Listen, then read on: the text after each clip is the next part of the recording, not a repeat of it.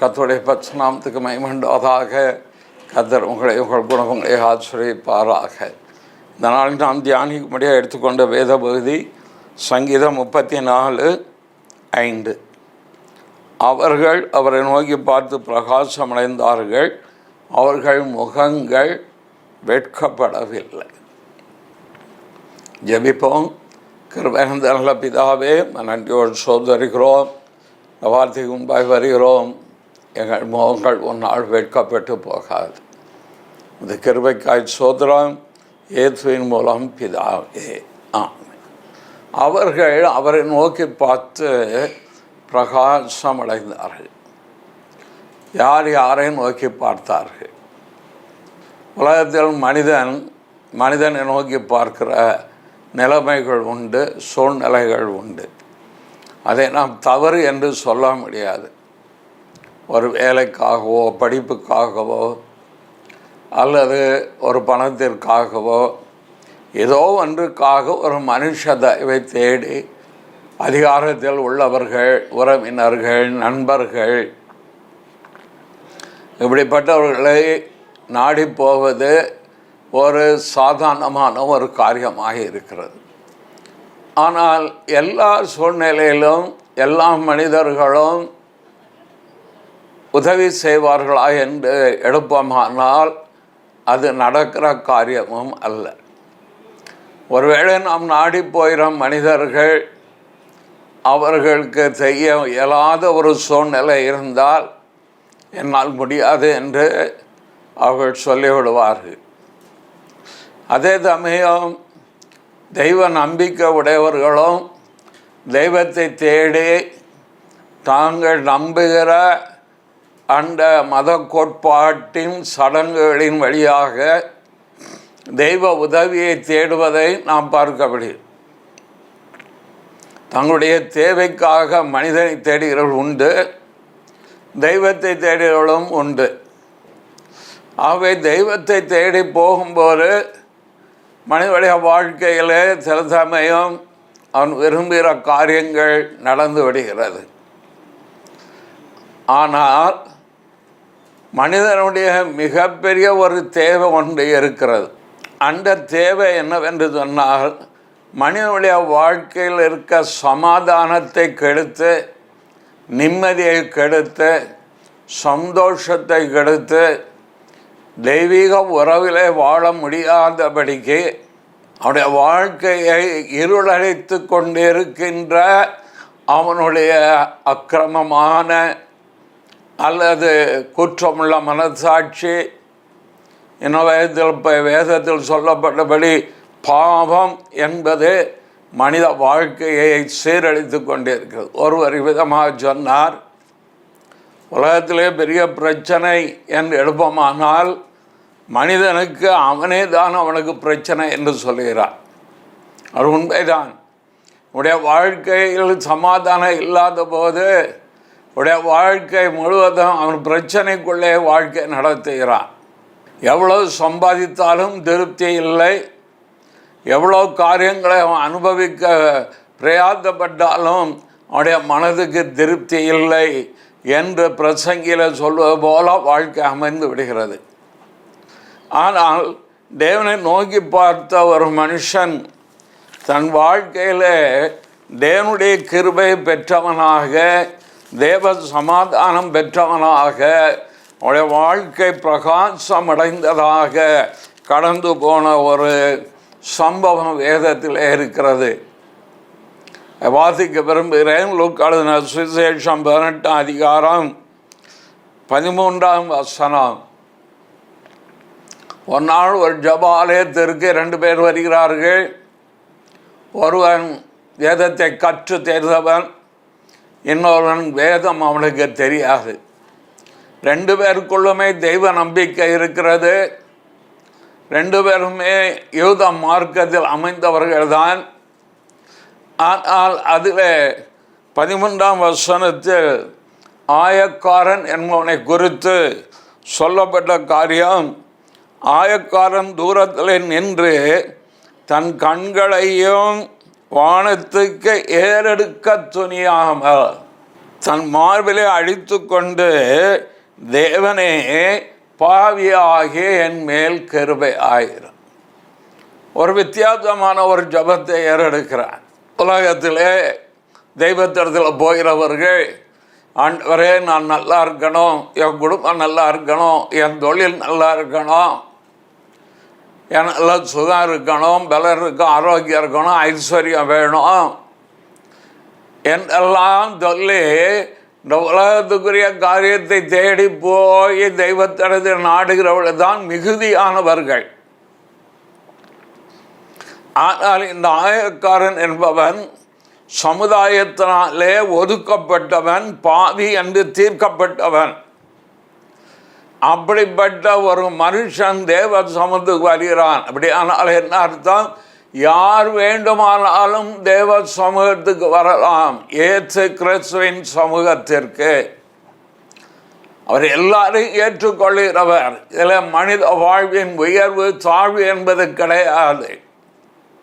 தேவனிடத்திலே பட்சபாதம் இல்லை. ஒரு பட்சபாதம் இல்லாத தெய்வம். எல்லாரையும் ஒன்று போல் நேசிக்கிறவர், எல்லாருக்காகவும் ஜீவனை கொடுத்தவர், எல்லாருடைய ஜபத்தையும் கேட்கிறவர். சங்கீதக்கார ஜபத்தை கேட்க மாம்சமான யாவரும் உம்மிடத்தில் வருவார்கள். ஆகவே அந்த சமூகத்துக்கு வந்த பொழுது அவன் ஜெபிக்கிறது தன்னுடைய சுய தேவைக்காக ஜெபிக்காமல் தன் ஆன்மீக தேவைக்காக அவன் ஜெபிக்கிறான். முதலாவது அவன் தான் யார் என்று உணர்ந்து கொண்டான். நான் ஒரு பாவியான மனுஷன், நான் பாவம் செய்கிறேன், அநேருக்கு தான் செய்கிற தவறே தவறென்று தெரியாது. நான் என்ன தப்பு பண்ணேன், ஏன் கடவுள் என்னை இப்படி தண்டிக்கிறார், ஏன் கடவுள் என்னை போட்டு இப்படி சோதிக்கிறார் என்றெல்லாம் சொல்வார்கள். தேவன் நம்மை பொல்லாங்கினால் சோதிக்கிறவர் அல்ல. வியாதியை கொடுத்தும் தீமையை கொடுத்தும் கஷ்டத்தை கொடுத்து அவர் அப்படிப்பட்டவர்கள். அவர் ஒரு பரம தகப்பன், அன்புள்ளவர், இரக்கத்தில் ஐஸ்வர்யம் உள்ளவர், மகா தயவுள்ள தேவன். அவர் மனதுருக்கத்தில் மகத்துவம் உள்ளவர். எல்லாருக்காகவும் அவர் சிலுவையிலே ஜீவனை கொடுத்தவர். 3ஆம் நாள் உயிர்த்தெழுந்து இன்று உயிரோடு கூட இருக்கிறார், ஏத்து ஜீவிக்கிறார். அவர் இந்த உலகத்துக்கு வந்ததுக்கு காரணமே ஏதோ ஒரு உபதேசம் கொடுப்போம் என்பதற்கு அவர் வரவில்லை.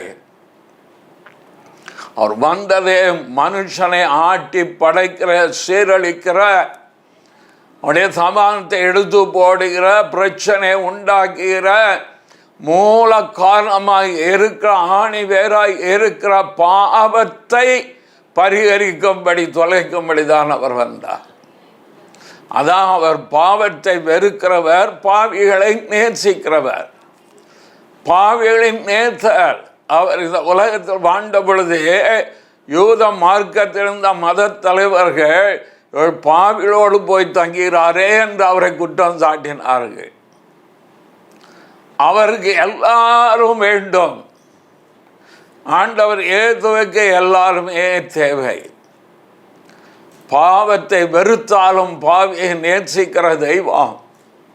ஆவேதான் இந்த ஆயக்காரன் தேவ தமத்தில் வந்து, தேவனே அழகா சொன்னீங்க, இயேசுவே என்று கொண்டு பாருங்க, பாவியாக என் மேல் கிருபை ஆயிரும். எவ்வளோ அருமையான ஒரு ஜபம். நோக்கி பார்க்கிறான். தான் கண்களை கூட ஏறெடுக்க துணியவில்லை. ஆனால் அவனுடைய இருதயம் தேவனை நோக்கி பார்க்கிறது. அவனுடைய ஆன்மா தேவனை நோக்கி பார்க்கிறது. இந்த பாவ உலகிலிருந்து என்னை விடுவிக்கணும் என்று அவனுடைய ஆன்மா தேவனை நோக்கி பார்க்கும்போது வேதம் சொல்லுகிறது, அவனால் இவனே நீதிமானாக்கப்பட்டவனாக திரும்பி போனான்.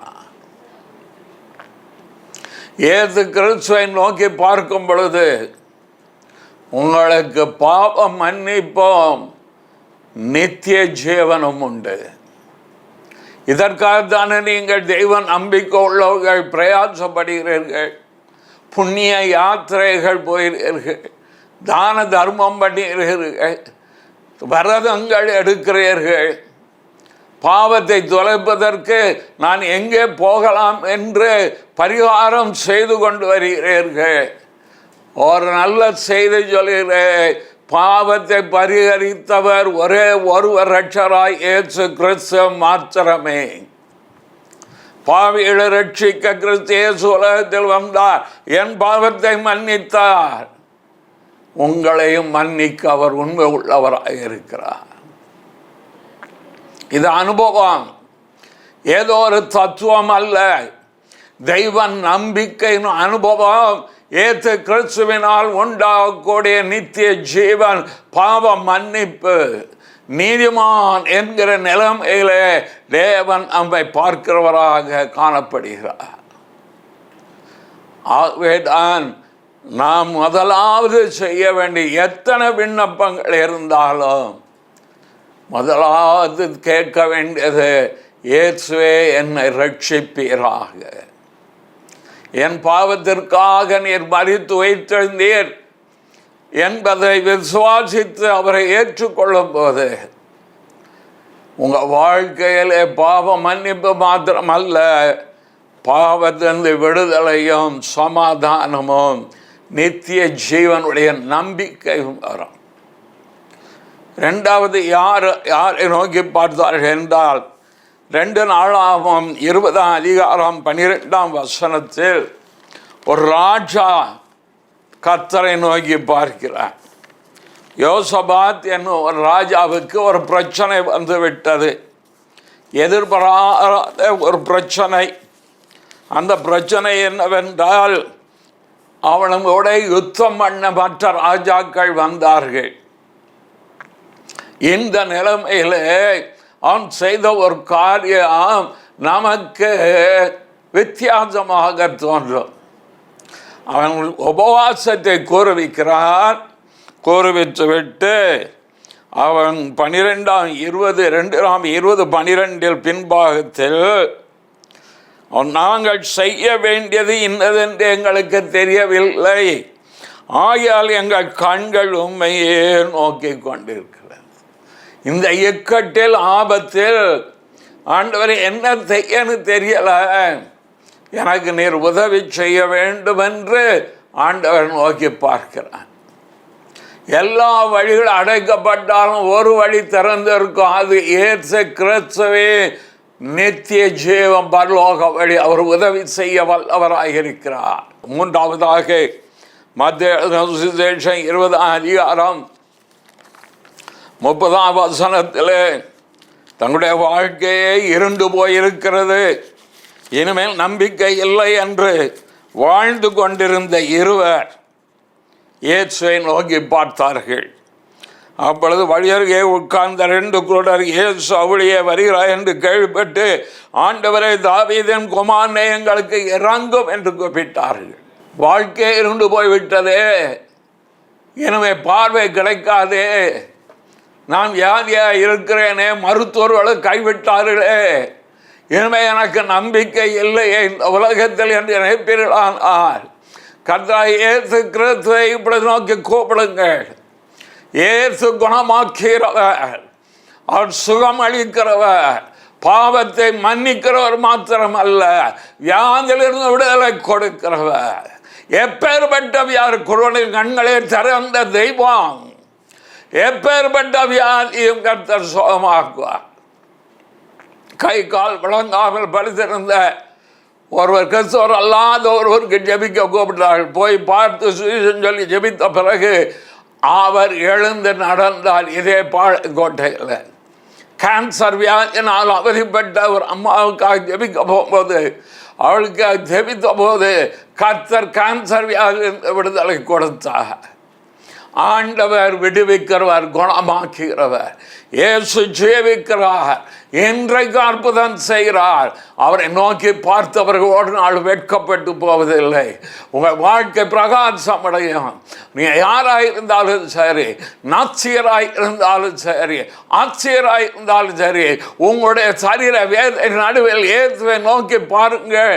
இயேசு கிறிஸ்து இன்று உங்களை குணமாக்குகிறார். கர்த்தர் உங்களை ஆசீர்வதிப்பார். ஜெபம் பண்ணுவோம். நல்ல பிதாவே, இந்த வார்த்தைக்காக வருகிறேன். வியாதியோடு இருப்பவர்களுக்கு சுகத்தை தருவதற்காய் சோதரம், தங்கள் பாவத்தை மனம் திரும்பவர்களுக்கு நித்திய ஜீவனை கொடுப்பதற்காய் சோதரம், இக்கட்டில் தூக்கி தவிக்கிற, கடன் பிரச்சனைக்குள் தவிக்கிற யாராக இருந்தாலும் ஆண்டவர் அந்த போராட்டத்தின் நடுவில் உம்மை நோக்கி பார்த்தவர்களுக்கு முகங்களை கர்த்தர் பிரகாசம் அடைய செய்து, யுத்தம் உங்களுடையதல்ல, அது கர்த்தருடையது. கர்த்தர் நீர் செய்வீர் ஆண்டவரே. அடியானுக்கு செய்தீர், அவர்களுக்கும் செய்வீர். இயேசுவின் மூலம் பிதாவே.